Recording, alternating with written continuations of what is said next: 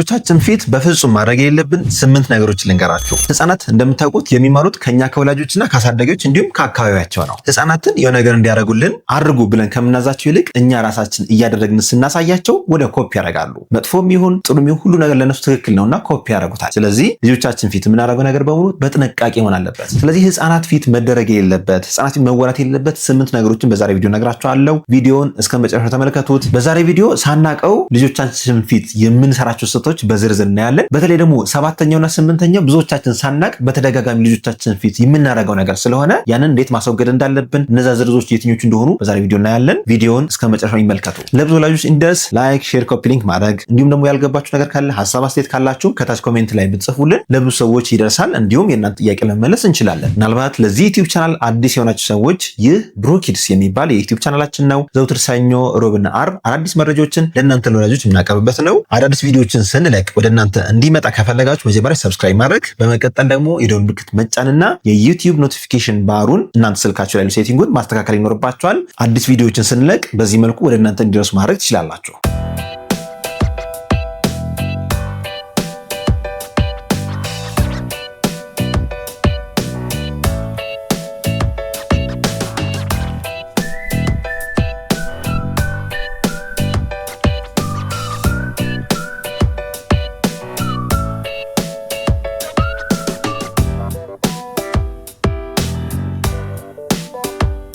ስለዚህ ህፃናት ፊት ማድረግ የሌለብን ነገር ምንድን ነው? የመጀመሪያው እናትና አባት ልጆች ፊት መጣላት፣ ኃይለ ቃል መነጋገር፣ መደባደብ በፍጹም የለብንም። ህፃናት በነገራችን ላይ የሚማሩት በተለይ ደግሞ ሴት ህፃናት አባቶቻቸው እንዴት አክት እንደሚደረግ በደንብ ያያሉ። ወንድ ልጅ እንዴት ነው ሴት ልጅን ትሪት የሚያደርገው የሚለውን ያያሉ። ወንድ ልጆች ደግሞ ወንድ ሴት እንዴት ትሪት ማድረግ አለብን ወይም ወንዶች እንዴት ሲናደደው እንዴት ሃንድል ማድረግ እንዳለባቸው ስሜታቸው እንዴት ሃንድል ማድረግ እንዳለባቸው የሚማሩት ከአባቶቻቸው ነው። ስለዚህ አባቶች ለምሳሌ አግሬሲቭ ከሆኑ ልጆችም አግሬሲቭ የመሆንላቸው ከፍተኛ ነው። እናቶችም በጣም ኃይለኛ በጣም ነጭናጫ በጣም አልቃሻ ከሆኑ ደግሞ ልጆችን በዛው ልክ ተመሳሳይ ባህሪ ሊወርሱ ይችላሉ። ስለዚህ ህፃናት ፊት መጨቃጨቅ፣ ኃይለ ቃል መነጋገር የለብንም። በተለይ መሳደብ፣ ሰው መሳደብ፣ ማንቋሸሽ ነገሮችን በተደጋጋሚ የምናደርግ ከሆነ ልጆቻችን የሚረዱት ስንናደድ መጮህ እንደሚቻል፣ ስንናደድ ማድቀስ ኖርማል እንደሆነ፣ ስንናደድ ኃይለ ቃል መናገር መሳደብ ኖርማል እንደሆነ አንደርስታንድ ያደርጋሉ። ስለዚህ ያንን ዴይሊ ፕራክቲስ ያደርጉታል ማለት ነው። ስለዚህ ባህሪያቸው እየተበላሸ ይሄዳል ማለት ነው። ስለዚህ በተቻለ መጠን ቤት ውስጥ ሆነ ከቤት ውጪ እናትም ሆነ አባት ከሰዎች ጋር ስንነጋገር ረጋ ያለ ድምጽ፣ ትትና ያለበት፣ ትትና የተላበሰ እንዲሁም ደግሞ ስናደድ በተቻለ መጠን እነሱ ፊት ስንሆን በተለይ ስሜታቸውን ቆጠብ አድርገን መግራት ይኖርብናል። የራሳችን ስሜት ካልገራን የእነሱ ስሜት መግራት አንችልም። ይህ ኢሞሽናል ኢንቴሊጀንስ ይባላል። ከዚህ በፊት ስለ ኢሞሽናል ኢንቴሊጀንስ አንድ ቪዲዮ ሰርቼላችሁ ነበርና ወደኋላ መለስ ብላችሁ ብታዩት መክራችኋለሁ። ሁለተኛ ህፃናት ፊት ማድረግ የሌለብን ነገር ፊታቸው መዋሸት። ህፃናት እያወቁ ነገሮችን እያወቁ በደንብ እየተረዱ ፊታቸው የምንዋሻቸው ከሆነ ወይም ደግሞ እናት ለአባት አባት ለልጁ ወይም ለሌላ ሰው እየዋሸ ካዩ ያ ነገር መዋሸት ኖርማል ነው ወደሚለው ይሄዳል። አባት ቤት እያለ ለምሳሌ አንድ ሰው ሲያንኳኳ ወይም ሲፈልገው የለም በሉት የለሁም ብሎ የሚዋሽ ከሆነ ወይም ሌላ ነገር ትሪክ የሚሰራ ከሆነ እነሱ ሁሉ የሚረዱት መሸወድ ወይም መዋሸት ኖርማል እንደሆነ ነው። ስለዚህ ይህን ነገር ከወላጆች ማስወገድ ይኖርብናል ማለት ነው። ሶስተኛው ፊታቸው ማድረግ የሌለብን ነገር ደግሞ ፊታቸው ገላን ሙሉ ራቆትን ማሳየት ወይም ደግሞ ፊታቸው ልብስ መቀየር። ይህ ትክክል አይደለም። ብዙ ጊዜ ህፃናት በተለይ ደግሞ እድሜያቸው ከ5 ዓመት በኋላ ያሉ ህፃናት ሁሉ ነገር በጣም ኖቲስ ያደርጋሉ፣ እንዲሁም ወደ አይምሯቸው ያስገባሉ። በተለይ ደግሞ ወላጆች ህፃናት ፊት ራቁት ሆነው መታየት የለባቸውም። ያ ትክክል አይደለም። ለምን መሰላችሁ? አንደኛ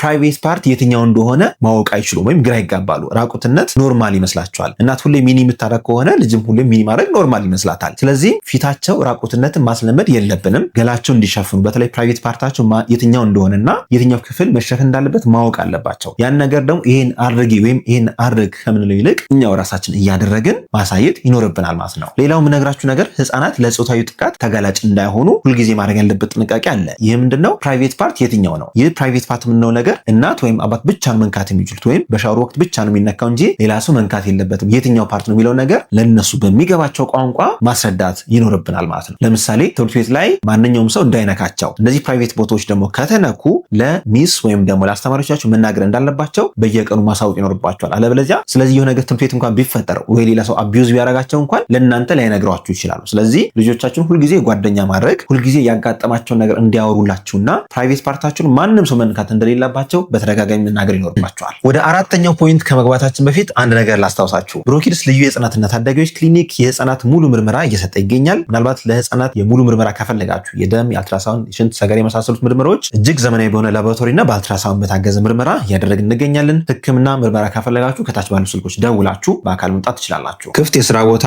ለላቦራቶሪ ባለሙያዎች በሙሉ። ብሩኪድስ ልዩ የህፃናትና ታዳጊዎች ክሊኒክ ልምድ ያላቸውን የላቦራቶሪ ባለሙያዎችን አወዳድሮ መቅጠር ይፈልጋል።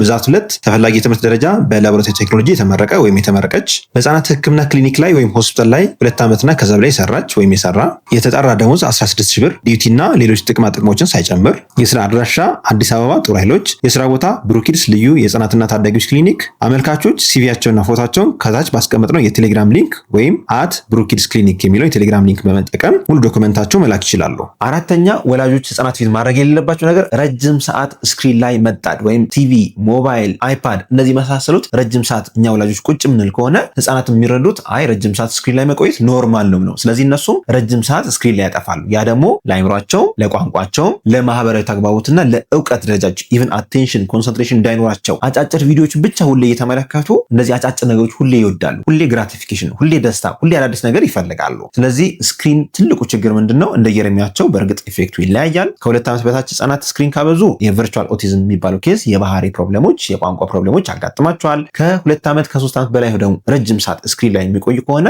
አንደኛ በትምህርታቸው ደካማ ሊሆኑ ይችላሉ። ለምን? ተረጋግተው አንድ ነገር መጨረስ አይችሉም። ሁልጊዜ አዳዲስ ቪዲዮዎችን ስለሚፈልጉ አዳዲስ ኤክሳይትመንቶችን ከእናንተ ከወላጆች ይጠብቃሉ። ሌላው ደግሞ ማህበራዊ ተግባቦት ወይም ከሰዎች ጋር እንዴት ነው መኖር ያለብኝ፣ እንዴት ነው ኢንተራክት ማድረግ ያለብኝ የሚለው ነገር አያውቁትም። ስለዚህ እኛ ወላጆች አርአያ ልንሆናቸው ይገባል። ከስክሪን ራሳችን ገለል አድርገን በተለይ ደግሞ ልጆቻችን ወደኛ ሲመጡ የያዝነው ስልክ ቢኖር ወይም ላፕቶፕ ቢኖር ቁጭ አድርገን እነሱ ልናዋራቸው፣ ልናጫውታቸው፣ ቅድሚያ ልንሰጣቸው ይገባል። አለበለዚያ እነሱ የሚረዱት ምንድነው? አንደኛ ስክሪን ኖርማል እንደሆነ፣ ሁለተኛ ከነሱ ይልቅ ስክሪን ወይም ቲቪ ወይም ሞባይል የተሻለ እንደሆነ ማሰብ ይጀምራሉ። ያ ደግሞ ትክክል አይደለም።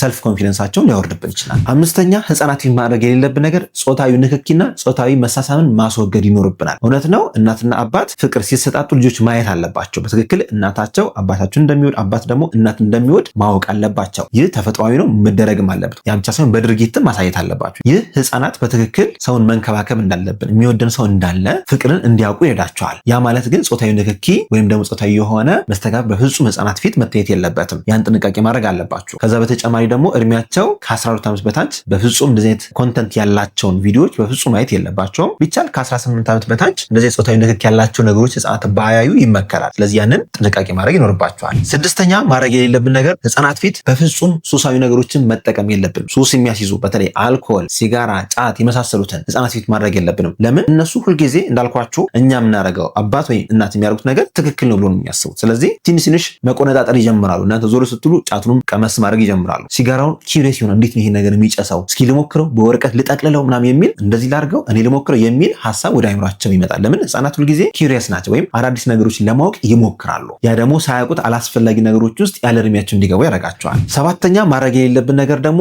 ራሳችን ቤት ውስጥ ያስቀመጥነውን ህግ ራሳችን ምንሽር ከሆነ ትክክል አይደለም። ለምሳሌ 2 ሰዓት ላይ የቤት ስራ የምንሰራበት ነው ወይ 2 ሰዓት ላይ የራት ሰዓት ነው ካልን በኋላ እኛው ራሳችን ያንን የማናከብረው ከሆነ ወይም ደግሞ ከ1 ሰዓት በፊት ምንም አይነት ጨዋታ አይቻልም ብለን የሆነ ህግ ካወጣን በኋላ እሱን እኛው ራሳችን የምንሰብር ከሆነ እኛው ራሳችን አውጥተን እኛ የማንጠቀመው ከሆነ ልጆቻችን የሚመስላቸው በቃ ኖርማል ነው። የሆነ ህግ ይወጣል፣ ከዛ ይታዋል፣ ኢራቲክ ይሆናል። በተለይ እናት የምታወጣው ህግ ሌላ፣ አባት የሚወጣው ህግ ሌላ ከሆነና አንዳችን ከአንዳችን ጋር ተነጋግረን አንድ አይነት ህግ ቤት ውስጥ ካላስቀመጥን ህፃናት ሞልቃቃና አስቸጋሪ ሊሆኑብን ይችላሉ። 8ኛ ህፃናት ፊት ወይም ልጆቻችን ፊት ማድረግ የሌለብን ነገር ስለ ችግሮቻችን አብዝተን ማውራት፣ ስለ ፋይናንሻል ችግሮች፣ ስለ ብር ሊሆን ይችላል፣ ስለ ኑሮ ሊሆን ይችላል፣ ስለ ጦርነት። አሁን በተለይ አስተውላችሁ ከሆነ ያው ዓለም ጦርነት ላይ ያለችውና ስለ ኢራን፣ ስለ ኢራቅ፣ ስለ አሜሪካ፣ ስለ እስራኤል እነዚህ ስለመሳሰሉት ውስብስብ የሆኑ ጦርነቶች የምናወራ ከሆነ ዘውትር የምናስጨንቃቸው ከሆነ ልጆቻችን በጣም በፍርሃት ውስጥ ሊወድቁ ይችላሉ። እንቅልፋቸው በጣም ሊረበሽ ይችላል። ስለዚህ በተቻለ መጠን እነሱን ሊያስጨንቁ የሚችሉ በአዋቂዎች ደረጃ ብቻ ሃንድል መደረግ ያለባቸው ነገሮች ከአዋቂዎች ጋር ብቻ ዲስከስ ማድረግ ወይም ደግሞ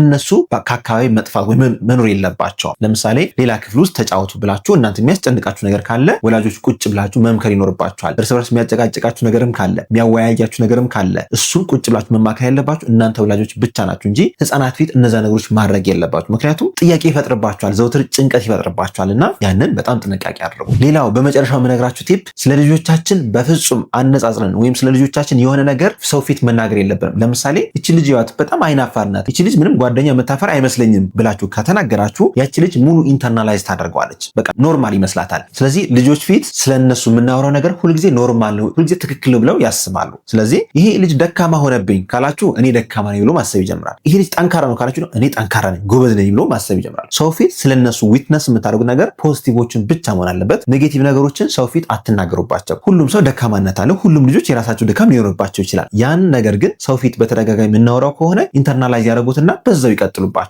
ስለዚህ ጥንካሬያቸውን እንጂ ድካማቸውን ሰው ፊት አታውሩባቸው። እንግዲህ ለዛሬ ያለኝ መረጃ ይህን ይመስላል። መረጃውን ከወዳችሁት ላይክ አድርጉ። ሀሳብ አስተያየት ካላችሁ ወይም ያልገባችሁ ነገር ካለ ከታች ኮሜንት ላይ አስፍሩልን። ቤተሰብ እንደሆነ ተጋብዛችኋል። ዶክተር ፋሲል ነኝ፣ የህፃናት ስፔሻሊስት ሐኪም ከብሩክ ኪድስ ልዩ የህፃናትና ታዳጊዎች ክሊኒክ። መልካም ጊዜ